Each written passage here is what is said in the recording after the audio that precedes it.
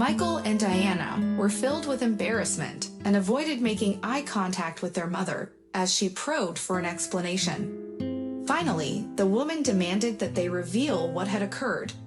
After exchanging glances, Michael mustered the courage to speak up. "Diana has been constantly vomiting, and we need to take her to the hospital," he began. Diana remained silent, still averting her gaze. Suddenly, she blurted out, "I'm pregnant," and blinked her eyes nervously. Ilyinichna, their mother, reacted with disgust. I thought they would have done something more solemn to tell me, like buying a cake or something," she exclaimed. "What kind of young people are you? You can't just wait for the stork to bring you a child." Diana's mother-in-law scolded her, insisting that she had embarrassed her parents by getting pregnant before getting married. "So, what are you going to do about it?" she asked, her eyes widening with shock.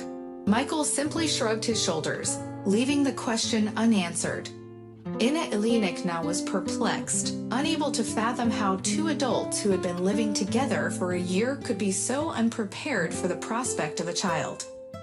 "Are you telling me there's no child yet?" she exclaimed, incredulous. "Is it a kitten or a little doggy in there instead? You two are being so irresponsible," she scolded, before ultimately giving up. "Fine, do whatever you want and go wherever you want." "What are you doing, Mom?" Michael questioned as he entered her room. In response, his mother stated, "Nothing. I thought you were a real man, but it seems I was mistaken," before slamming the door shut. Undeterred, Michael persisted, knocking on the door and asking if they could begin making a room for their child. Ilyinichna, his mother, reminded him that it was his apartment and his decision to make. She expressed disappointment in their lack of preparedness, despite being 25 years old. However, Ilyinichna soon softened and embraced her daughter-in-law, offering words of comfort and joy.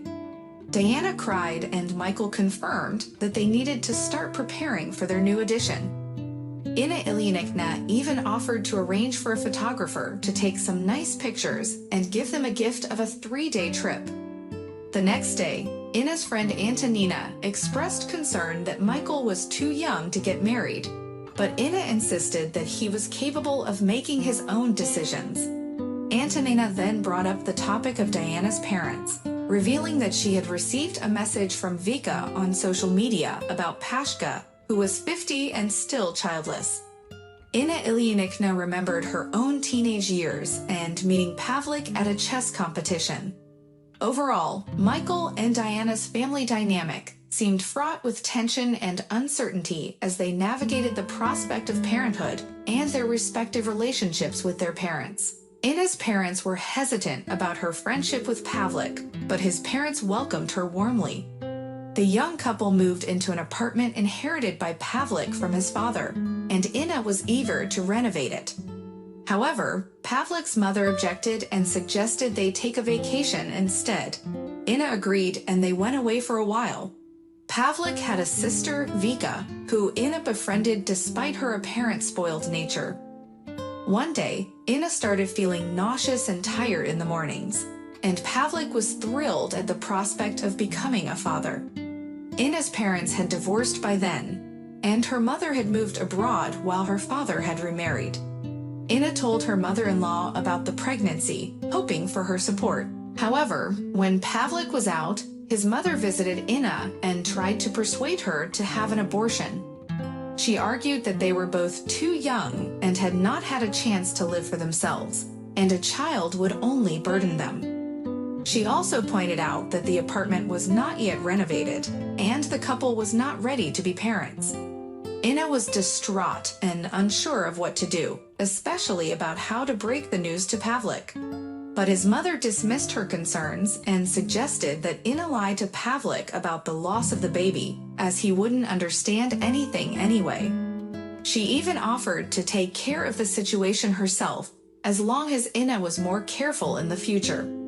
Ina was torn between her love for Pavlik and her fear of disappointing him and his family.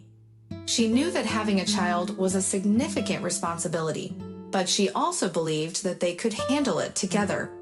She decided to confide in Pavlik and tell him the truth, no matter what the consequences would be. In the evening, Pavlik's parents and Ina's parents came to visit. By chance, Ina overheard their conversation. "I don't understand why they want to have a child. They are still kids themselves," said Pavlik's father. "But what if Ina can't have children later? We should support them," countered Ina's stepmother. "What does Pavlik need this child for? They should focus on building their own lives first," continued Pavlik's father. Ina sat quietly in another room, feeling upset. Pavlik approached her and suddenly began to pressure her to have an abortion. Later, Ina packed her things and left with her friend Antonina. Ina eventually gave birth to a son named Michael, and her stepmother helped take care of him since she had no children of her own. Ina found it difficult to talk about her past with Pavlik, and when her friend Antonina brought him up, she dismissed the topic.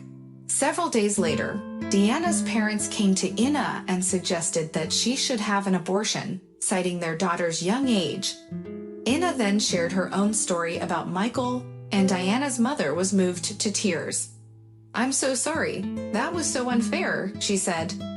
Ina forgave them, and they agreed to meet again the following day.